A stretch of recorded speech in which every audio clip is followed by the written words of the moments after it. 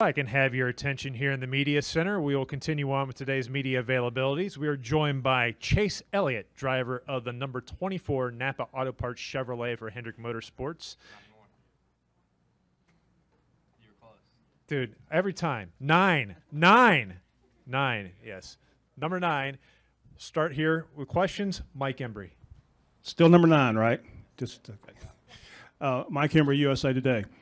Next week, halfway through the season, we've got still a pretty long list of noteworthy drivers who haven't won, despite the fact that you and some of those other guys have had some pretty good performances.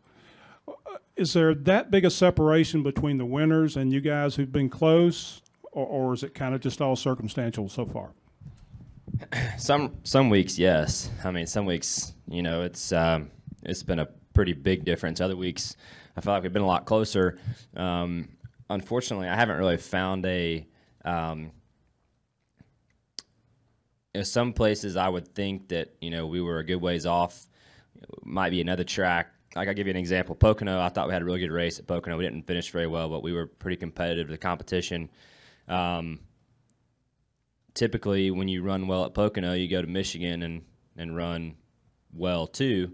And we ran really good at Pocono, went to Michigan and didn't run well. So I was kind of surprised by that, and you know, felt like that I kind of had an idea of what we needed and the direction we were going was better for all those places, and obviously that wasn't the case. So, you know, I can think back through a few races throughout the year where I thought we were in the ballpark, but you know, for the most part, there's been a bigger gap, you know, on those 1.5 to 2 mile tracks. Go next to Bob and then to Jerry. Bob Postrace, ESPN. This is one of these weekends where you have one day of practice and qualifying and then race the next. When you're trying to make gains, does it matter whether you have one day before the race or 2 days before the race, or are these cars so scienced out, what you got is what you got? Yeah, I don't think so. I think that we could not practice at all and start the race on Sunday, and the results would be within maybe a couple spots for the whole field. I really think that your winner of the event would be your winner whether we practiced for a week or didn't practice at all. Nowadays especially, you know, when you get here, you're so committed with what you have, and not only that, but when you show up and you unload, you have the most confidence in what you brought to the racetrack when you get here, right? So any changes from that is a little bit of a guess from what you had the most confidence in leaving the shop. So, no, to answer your question, I don't really think it would matter if you had 2 minutes of practice or 2 hours. I think that the people who are going to run good were going to run good before they got here. We'll go next to Jerry and then to Brian. Jerry Jordan, KickingTheTires.net and Performance Racing Network. Do you advocate no practice? Do I advocate it? Yeah. I mean, I'm completely fine with it. You know, I think that you know, we've come to these racetracks a lot. You know, so I don't think it's necessary to practice for 2 or 3 hours in a race weekend. You know, personally, I think that, like I said, you know, you have a pretty good idea what you got before you get here, and you know, I've been a part of a couple events over the past couple years. On the Xfinity side, I remember in particular, we didn't practice at all and ran a race at Dover. And, I mean, the same people that were going to run good if we had practiced ran good in the race, and it was basically no different. So yeah, I'd be fine with it. And also, this Wednesday is 4th of July. You have any big plans, of fireworks or anything cool going on? I know Dale Jr. snuck out last year and like did a Twitter feed incognito at the lake or something. Yeah, no plans. You know, typically, you know, the 4th weekend of Daytona is always one of my favorite weeks of the year, and obviously a very fun race and a fun race weekend. But just a fun week to kind of be down, you know, around the beach. So I like to go down a couple days early and hang out. I have some friends that live in the area, so might go down there a couple days early and spend some time with them. But aside from that, no big plans. Go Brian, Dustin, then Jay. Brian Nelson, Motor Racing Network. So I want to ask you about Daytona as well, Chase. I know the 500 wasn't the result that you had hoped for, but top 3 finish in Talladega. So was there some ground made up super speedway program at HMS for you? You know, what's your outlook as you head into the race next week? Yeah, I mean, I think, you know, I felt like we had the strength at the 500 that we had at Talladega. Actually, to be honest with you, I thought we had more strength at the 500 than what we had at Talladega. We were not, I didn't think we had the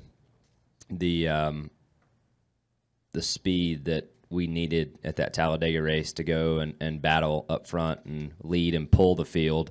I feel like if we had got to the lead, you would have been pretty vulnerable in that situation. But at Daytona, I thought that we were, just a little stronger, and I could make some more moves and kind of pull lanes and make people a little more interested in going with you or giving you a push because of that. And people recognize that. As soon as the race starts and you get going, people kind of see who's good and who they want to push, because if they're pushing you, eventually they're going to help themselves, and that's why they do it. So I thought we were better off at Daytona than we were at Talladega. So looking forward to getting back. I know that at HMS in general, we put a lot of emphasis on our speedway races, and we treat them just as thoughtful as we do the rest of them, and I think that's a good thing. So looking forward to hopefully improving from our last one, because I think there was a little bit of room for it. Dustin, Jay, and then Chris. Dustin Long, NBC Sports. How has this season challenged you in ways past seasons haven't? That's a good question. I think for us, I kind of look back at the past couple of years, and I feel like there's been, one thing I've realized this season is when you have things that are on your side, you need to make the most of them while you have them. And I feel like that in my career thus far, I've had some portions of seasons that were really good car-wise, and we were really strong, had some great things going for us, things I would, if I knew then what I know now, I'd love another shot at them, So I think that's the biggest thing, is you just have to kind of pick your battles. And for us, there's been races to this point throughout the year that, we haven't been the fastest car at the end of practice or at the end of qualifying. And you have to really just kind of sit back and make the most of what you have. And oftentimes, if you try to overreach, I've caught myself overreaching before. And when you're in a sport this competitive and you do overreach, you can sometimes get yourself in more trouble than just taking what you have and trying to make the most of that. And although there's been days where we haven't been strong enough to go compete for a win, whatever that portion of the field you're in, you just need to maximize it, maximize your effort and what you have going on. So I think that's been the biggest challenge, is just getting into a race and pushing all you can push and it not be for the lead, is certainly not the easiest thing to accept, right? So, we're all working hard, and I hope that this weekend is a different story, but just trying to make the most of what we have, or what we've had at different points throughout the season has been challenging, but it's been a fun challenge. I enjoy challenges, and I know our team does too. So we've been working really hard, throughout the year to try to improve our cars and improve myself and get better, and hopefully be able to put ourselves in some good positions moving forward.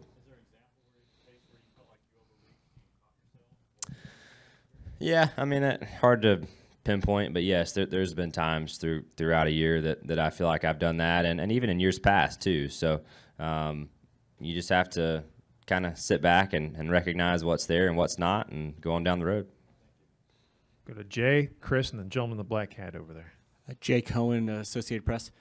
What do you remember from being here in September and finishing second, and then having the post-race inspection problem? And then what did you learn from that, and what do you take moving forward? Well, the past two races here at Chicago have been really good for us. I think that a lot of it's kind of circumstantial. We had some great things going on. I remember those two races were right at the beginning of the chase, and we had from a car standpoint, we had some good things going, some nice upgrades that were going on. Aside from our penalty, we had some good things going. So I think people ask that all the time. Oh, you ran good at Michigan, you ran second however many times, and you've had a good run. And I've had the same question once already coming into this weekend about it. And I think it's just so circumstantial as to how your cars are, how things are going, what kind of performance upgrades you have at given times. And for whatever reason, we've just happened to have had some good things going when we showed up at this race the past couple of years. I don't think that it means I'm special at this track more than anywhere else. I just think that was the case. So I feel as if, we have certainly a good baseline from a, general setup perspective. So I think that's encouraging, but, and we have some upgrades coming, for this race this weekend. So, we had a week off from our intermediate program to improve and make our cars better. So hopefully that shows up. And if it does, great. And if it doesn't, then we'll go back to work. Go to Chris, gentleman in the black hat, and we'll wrap with Claire. Chris Knight, catchfence.com. Chase, I was just wondering if you could talk about your new involvement with Untuck It. You're an investor and a brand ambassador with the company. Yeah, it's been a lot of fun to kind of get this partnership started, and obviously to kick it off this weekend is really cool. So, they're kind of fits me. I'm a kind of a non-tucked in shirt guy anyway. So, it's a good fit, and they're going to be on the car, this weekend here at Chicago and next week at Daytona, and looking forward to working with some of the folks within their company and their brand, and obviously it's all kind of kicking off this weekend. So I'm really looking forward to it. It's kind of one of those things where it's a natural fit, I think, for me, and when you believe in something and actually wear their clothes and things, it's easy to get behind it and support it, and that's kind of where I'm at with them. So it's going to be fun. Looking forward to it, like I said, and hopefully the feeling's mutual and we can go on down the road and have a great partnership. Jay Hoosman, Fan for Racing, blog and radio. Your two races here have come in the fall race. With this being a now summer race, how do you feel that the track's going to change and affect your finishes? You've had top 3 finishes, and do you think that you're going to need to lean on, say, Jimmy Johnson, since he's run on it during the summer before? I ran an Xfinity race. The summer race was here. It was in the heat of the summer. I remember when we raced up here with it. So it might change it some, but at the end of the day, I think it'll be similar. I think that the track will probably just have a little less grip overall, but it'll have less grip for everyone. So the track surface is kind of what it is, and there's always a lot of talk about cooler weather, warmer weather, this or that, but it's the same for everybody, just like the tire is. So one of those things where you got to accept it, make the most of it, and know that the speeds will probably be off from what they were last fall. Maybe from qualifying or race pace fall off, but you're still going to be pushing the car to the edge, and whatever that edge is, it's going to produce X lap time. I mean, for me, that might not really feel much different inside the car, but you might just be going slower than you were last fall. So. We'll see, though. It's been a while since I have, so I don't know. Claire? Relaying Sirius XM NASCAR radio. I think last week you said that they had found something in your car that they set it up more for you as opposed to Jeff. And I'm wondering if that's happening at other tracks or if that was, more something that they found for the road course. And if you can talk about that. Yeah, that was really kind of centered at road courses. Well, really just Sonoma and Martinsville. Jeff had so much success at Sonoma and Martinsville that we kind of started things, in 2016, very similar to how he finished the year in 2015. Obviously, won the fall race there at Martinsville. So I tried to figure it out and really struggled. So as time went, we just kind of, let me back up. The intermediate tracks, it was very natural, and I think Alan and the guys really figured out how I like to drive the car, and we immediately started setting cars up for that. But Martinsville and Sonoma were kind of the two exceptions to that, and we kind of stuck with what they had always had. And as time has gone, I feel like we've kind of adapted more in the direction of what we did at the intermediates and tried to apply as much of that as you can to a short track, which is certainly different, but there are small things and subtle changes that you can make that might coincide with everywhere. So those are really the only two tracks, and I think probably that kind of stemmed from Martinsville. For whatever reason, we've run a little better there in the past couple attempts than my first couple. And Sonoma's been getting better, and I think that we've just kind of brought some of the ideas that we had at Martinsville for me to Sonoma and did them going the right turn direction instead of left turn, and it turned out okay. So had a lot of fun last week. It was that's such a tough track, and it's been a terrible track for me.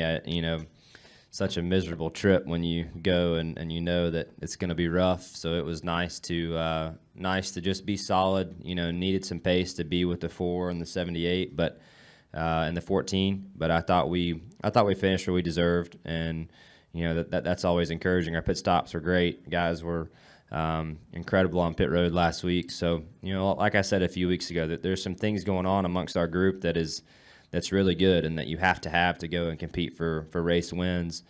And I think we're doing some of that. Not everything, but we're doing some of the things along the way that it takes. So put all the pieces together, and hopefully it'll be there.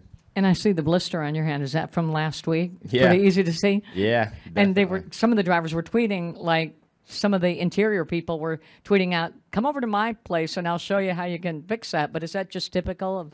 Yeah, there's certain things I guess you can do to make it better or whatnot. But yeah, you drive with one hand, with your left hand the majority of the day, and then you spend a lot of your time shifting with your right hand, and it's obviously hot and you're sweating and blisters happen, so that's part of it. Okay, Chase, well, thanks for taking the time, and good luck this weekend, bud. Thank you.